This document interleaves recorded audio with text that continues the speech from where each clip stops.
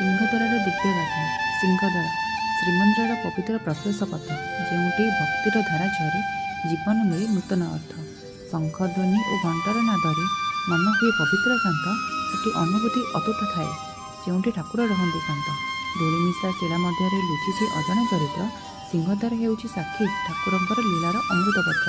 ଜଣେ ଗରିବ ଯେତେବେଳେ ଅନ୍ନ ପାଇଁ ଭୋକରେ ଡାକେ, ଠାକୁର ନିଜେ ବେଶ ବଦଳି ଦୟାର ହାତ ଦେଇଥାନ୍ତି ପାଖେ।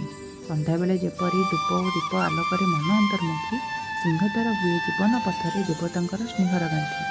ଭକ୍ତଙ୍କର ଶ୍ରଦ୍ଧା, ଆଶ୍ରୁଭରା ଚକ୍ଷୁ ଓ ମନରେ ଶୁଦ୍ଧ ନିବେଦନ। ଠାକୁରଙ୍କ ସ୍ନେହ ଲାଗି ଏଠି ଘଟେ ଅନେକ ଚମତ୍କାର ଦର୍ଶନ। ଏହା କେବଳ ଦ୍ୱାର ନୁହେଁ, ଏହା ହେଉଛି ମୁଖ୍ୟ ପଥର ଆରମ୍ଭ, ଯେଉଁଠି ଭକ୍ତ ମିଳନ୍ତି ଠାକୁରଙ୍କ ସହ ଏକ ଦିବ୍ୟ ଅନୁଭୂତିର ଜନ୍ମ।